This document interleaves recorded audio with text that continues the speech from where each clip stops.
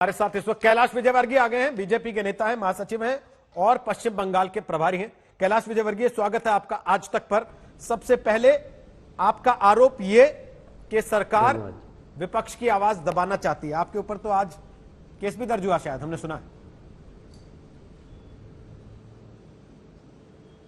देखिए, बहुत सामान्य बात है। मेरे पास पहला केस नहीं, मेरे ऊपर बहुत सारे पहले भी केस लगे हुए हैं।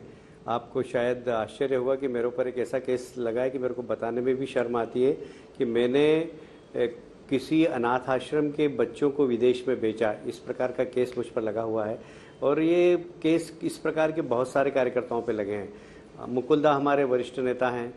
जब बीजेपी में, जब टीएमसी में थे तो बहुत अच्छे थे। जैसे ही भारतीय जनता पार्टी में आए, लगभग 50-55 केस लग गए उनके ऊपर, उसमें हत्या का केस भी है। अर्जुन सिंह जी हमारे सांसद हैं। जब वो टीएमसी में थे जब तक बहुत अच्छे थे। अब लगभग 100 से ज़्यादा केस अर्जुन सिंह जी के हो गए। मेरे ऊपर कम से कम 20 से ज़्यादा केस अलग अलग पूरे प्रदेश में लगे हुए हैं।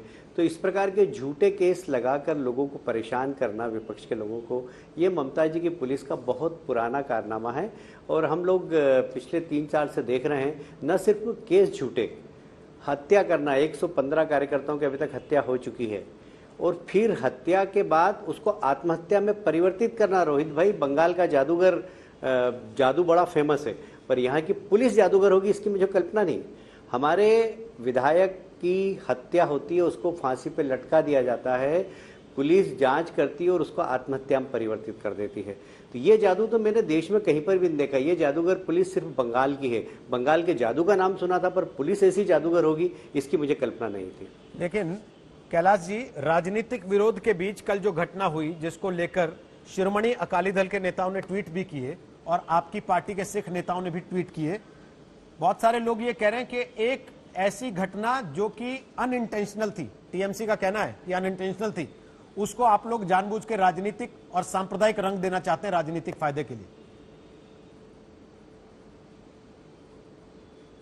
देखिए, ये हम नहीं कह रहे हैं, ये दुनिया कह रही है। और ममता जी का एक्ट सारे देश ने देखा है कि पूजा के नाम पर बंगाल पहचाना जाता है, दुर्गा पूजा के नाम पर। 2 साल पहले मुहर्रम और दुर्गा पूजा एक समय आए तो लोगों ने, उन्होंने घोषणा कर दी कि दुर्गा पूजा का विसर्जन नहीं होगा, मुहर्रम के जुलूस निकलेंगे। हाई कोर्ट ने विसर्जन की अनुमति दी। आप कल्पना करिए कि आखिर तुष्टिकरण हो बाकी इस प्रकार का कि आप ट्रेडिशनल परंपरा, जिस प्रदेश की पहचान दुर्गा पूजा से, उसको रोक लगा रहे हैं तुष्टिकरण की नीति के कारण। तो ये जो तुष्टिकरण की नीति है, रोहित जी, मैं दावे से कह रहा हूं कि यदि सरदार जी की जगह कोई गोल टोपी लगाया हुआ व्यक्ति के साथ इस प्रकार का व्यवहार होता तो पुलिस वाला अभी तक सस्पेंड हो गया होता। ये सरकार की नीयत और नीति है। और इसलिए जो हम पे आरोप लग रहे हैं, हम पे तो आरोप लगते रहते हैं, पर ममता जी जो कर रही है वो साफ दिखाई दे रहा है कि एक व्यक्ति जो कि प्रोफेशनल सिक्योरिटी वाला है, जिसकी सिक्योरिटी में उसने थाने पे दे रखा है कि मेरे पास सिक्योरिटी, ये मेरा सिक्योरिटी वाला, उसके पास लाइसेंस वाली पिस्टल है, पर पुलिस उसके साथ कैसा व्यवहार कर रही है ये आप लोगों ने देखा है। वो कह रहे हैं कि भाई जिसकी सुरक्षा कर रहा था वो कहाँ था और ये प्रदर्शन में क्या कर रहा था? वो सुरक्षा उसके साथ ही था ना, वो तो कार्यकर्ता है भारतीय जनता पार्टी का, उसके साथ था वो। हम भी जाते हैं तो हमारे साथ सुरक्षाकर्मी पीछे रहते हैं। तो इस पूरी परिस्थिति में इन चीजों का अंत कहां है कैलाश जी? क्योंकि आपने कहा 2 महीने में हमारे 7 कार्यकर्ता मार दिए गए, वो कह रहे हैं 2 महीने में हमारे 5 कार्यकर्ता मार दिए गए। तो बंगाल का चुनाव लाशों पे लड़ा जाएगा क्या? भाई साहब, देखिए, हमने तो, आप भारतीय जनता पार्टी के चरित्र को पहचानते हैं। देश में कहीं पर भी भारतीय जनता पार्टी के कार्यकर्ताओं ने हिंसा की हो तो आप बताइए। हमें तो हमारे नेता नरेंद्र मोदी जी हो, अमित शाह जी हो, जगत प्रकाश नड्डा जी हो, कि हमें अहिंसक तरीके से, प्रजातांत्रिक तरीके से आंदोलन करना है और हम उसी तरीके से आंदोलन करते हैं। हम जब भी आंदोलन करते हैं तो हमारे कार्यकर्ताओं को हम समझाते हैं कि भाई किसी प्रकार की कोई हिंसा नहीं करना, क्योंकि हम इनसे जीत ही नहीं सकते। इनके हाथों में हथियार होते हैं, ये कानून हाथ में लेके चलते हैं कानून की। तो हमारे कार्यकर्ताओं की जान की रक्षा के लिए हम कहते हैं कि भाई अपने कोई हिंसा नहीं करना, हम बिल्कुल प्रजातांत्रिक तरीके से आंदोलन करेंगे। और यही इसी तरीके से हम लोग पिछले 5 साल से यहाँ पर आंदोलन कर रहे हैं और इसकी सफलता भी हमको मिल रही है। भारतीय जनता पार्टी की 4% वोट थे, आज 40% वोट हो गए। इस घबराहट के कारण अब हिंसा तेज हो गई। और रोहित जी, 4 दिन पहले जो हमारे कार्यकर्ताओं को मारा, मनीष शुक्ला को, वो प्रोफेशनल शूटर ने मारा है, कार्बाइन से मारा है, थाने के सामने मारा है, 19 गोली निकली है, 19 गोलियां उसके शरीर से निकली है। आप कल्पना कर सकते हैं कितनी बड़ी दरिंदगी है। और वह कार्यकर्ता बहुत दमदार कार्यकर्ता था, एडवोकेट है वो, पर उसको सरेआम थाने के सामने मारा गया है। ये क्या बिना पुलिस की संरक्षण के कोई भी अपराधी थाने के सामने कार्बाइन लेकर जा सकता है क्या? उसकी इतनी हिम्मत हो सकती है क्या?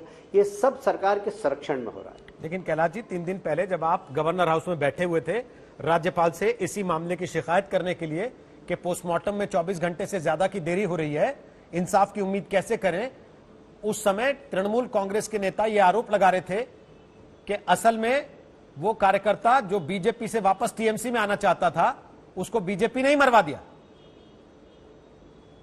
क्या कहिएगा इस पर? यही तो मैं कह रहा हूं, यही जादूगरी है, यही षड्यंत्र है, यही जादूगरी है। यहां ममता जी की सरकार में यही जादूगरी है।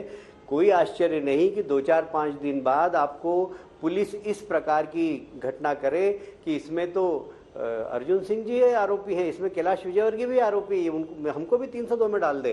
देखिए, ये बहुत सामान्य घटना है यहाँ की पुलिस के लिए। यहाँ की पुलिस यहाँ इतनी जादूगर है। मैंने कहा ना कि बंगाल का जादू फेमस है, पर पुलिस इतनी जादूगर होगी इसकी कल्पना नहीं थी कि आप किसी को भी किसी भी केस में फंसा सकें।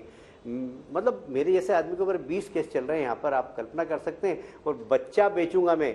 आप रोहित जी मुझे जानते हैं, जब मैं पार्षद था तब से मैं मिनिस्टर रहा 12 साल तक मध्य प्रदेश सरकार में। मैं ये बंगाल में आके बच्चे बेचने का धंधा करूंगा? आप जरा कल्पना तो करिए। और वो मुकदमा मुझ पे लगा हुआ है। लेकिन कैलाश जी, इस पूरी राजनीति में सवाल आपकी पार्टी के ऊपर भी उठ रहे हैं कि उत्तर प्रदेश में जब दूसरी पार्टी के लोग आते हैं, विरोध करना चाहते हैं, प्रदर्शन करना चाहते हैं, उनको लाठियां पड़ती हैं तो आप कहते हैं कानून व्यवस्था के लिए जरूरी है, लेकिन बंगाल में आपको पड़ती है तो आप कहते हैं कि देखिए लोकतंत्र की हत्या हो रही है। देखिए, मैं बंगाल के इशू में आपसे बात करता हूं। उत्तर प्रदेश के बारे में कोई मैं चर्चा नहीं करना चाहूंगा, क्योंकि उत्तर प्रदेश के लिए चर्चा करने के लिए बहुत सारे लोग हैं हमारे पास। मैं सिर्फ बंगाल के संदर्भ में बात करूंगा। और बंगाल में जिस तरीके की राजनीति हो रही है वो बहुत ही खतरनाक है। डेमोक्रेसी वहां पर है नहीं, लॉ एंड ऑर्डर है नहीं, भारत के संविधान का कोई पालन करता नहीं है। वहां ममता जी का संविधान है, ममता जो कहे वही सही, ये वहां पर चल रहा है। पर कैलाश जी, आप पार्टी के राष्ट्रीय महासचिव हैं। पार्टी की नीति जिस सरकार में पार्टी की सरकार होगी, जिस राज्य में पार्टी की सरकार होगी, उस नीति को तो आप भी जानते होंगे ना। केवल ये कह के आप निकल जाएं कि नहीं मैं तो केवल बंगाल पे बात करूंगा। जहां जहां आपकी सरकार है वहां वहां आपकी सरकारें किस तरीके से रिएक्ट करती हैं विरोध प्रदर्शनों पे, इस पे तो आपका कमेंट बनता है ना। जब आप खुद कह रहे हैं कि लोकतंत्र में विरोध की हमको छूट है, तो दूसरों को भी है छूट है ना। वहाँ की परिस्थिति क्या, उसके बारे में मैं तो टिप्पणी नहीं कर सकता, क्योंकि मैं उत्तर प्रदेश के लिए अधिकृत भी नहीं हूँ। मैं बंगाल के लिए अधिकृत हूँ। आप बंगाल के बारे में मुझसे कुछ भी पूछिए, मैं आपको जवाब दूंगा। बंगाल में हमारे कार्यकर्ताओं ने अगर कुछ जाति की हो और आप अगर मुझ पर आरोप लगाएंगे तो मैं बिल्कुल उसका जवाब दूंगा। पर अब उत्तर प्रदेश, मध्य प्रदेश के बारे में भी आप चर्चा करेंगे तो विषय भटक जाएगा। मैं बंगाल तक ही रहना चाहता हूँ, क्योंकि मैं अधिकृत भी बंगाल के लिए हूँ। चलिए, आप बंगाल के अधिकृत हैं तो ये बताइए, टीएमसी के नेता आपके ऊपर आरोप लगा रहे हैं, सरकार ने आरोप लगाया कि हावड़ा पर आपके सैकड़ों कार्यकर्ता थे, वो पुलिस पर पथराव कर रहे थे। देखिए रोहित जी, आपने भी वो वीडियो दिखाया है, कल मैंने देखा आज तक पे, कि पुलिस बम फेंक रही है, और वो मैंने ट्वीट भी किया है। और उस पर पुलिस बस को तोड़ रही है, पुलिस लात से मार रही है। वो सारे वीडियो मैंने अपने ट्विटर पे किए हैं लोड। पुलिस लातों से मारेगी कार्यकर्ताओं को, पुलिस बस तोड़ेगी, पुलिस बम फेंकेगी, पुलिस पथराव करेगी। ये सारे वीडियो हैं और सारे मेरे ट्विटर अकाउंट पे आप देख सकते हैं, सब मैंने लोड किए हुए हैं। ये बंगाल में बम का चक्कर क्या है सर? क्योंकि ये बार बार आरोप लगता है टीएमसी के कार्यकर्ता घर में बम बना रहे थे, घर में बम फट गया, खुद की मौत हो गई। वो आते हैं टीवी पर तो वो कहते हैं कि बीजेपी के कार्यकर्ता बम लेकर आए थे, उन्होंने बम फेंके थे, इसलिए हिंसा हुई। इतना बम आता कहां से बंगाल में?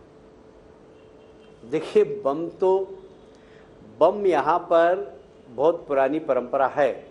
और आप यदि मुर्शिदाबाद, मालदा इस एरिया में चले जाएंगे, घर घर में बम वहाँ पर बनते हैं। आपके सीनियर पत्रकार हैं राहुल कंवर जी, एक बार मालदा गए थे, उन्होंने अफीम की खेती देखी। AK-47 कार्बाइन बेचने वाला एक व्यक्ति उनके पास आ गया, नकली नोट बेचने वाला व्यक्ति आ गया। आपने आधे घंटे का कार्यक्रम दिया था वो। तो ये बंगाल है, यहाँ अफीम की खेती भी होती है, यहाँ आपको AK-47 भी मिल जाएगी। यहाँ पर RBI की रिपोर्ट में है कि पहले नेपाल से सबसे ज़्यादा फेक करेंसी आती थी, अब बंगाल से आ रही है। तो बंगाल तो अब असामाजिक गतिविधियों का केंद्र बन गया है। यहाँ पर अल कायदा ने अपना अड्डा बना लिया है। यहाँ पर नक्सलवादी माओवादी वापस जंगल महल की तरफ आ गए हैं। एक बड़े नक्सलवादी को जमानत कराकर TMC का ओहदा देकर उसको पुलिस सुरक्षा में और माओवादी गतिविधियों का संचालन में जंगल महल में कर रहा। बहुत जवाबदारी से और बहुत गंभीरता से बात कह रहा हूँ। तो यहाँ माओवाद भी पनप रहा है, नक्सलवाद पनप रहा है और आतंकवाद भी पनप रहा है। यहाँ अल कायदा के लोग आकर पिछले दिनों NIA ने पकड़े हैं। तो कुल मिलाकर बंगाल में अराजकता की स्थिति और ममता जी को सिर्फ कुर्सी की चिंता, और वो कुर्सी के लिए कुछ भी कर रही है। कुर्सी के लिए कर रही है, बीजेपी को रोकने के लिए? दोनों ही बात है। वो कुर्सी से बीजेपी को तो आने से रोक ही नहीं सकती, क्योंकि जनता ने तय कर लिया। जिस तरीके से जनता का स्नेह प्यार हमको मिल रहा है, उस घबराहट में उन्होंने हिंसा की राजनीति तेज कर दी है। बहुत बहुत शुक्रिया।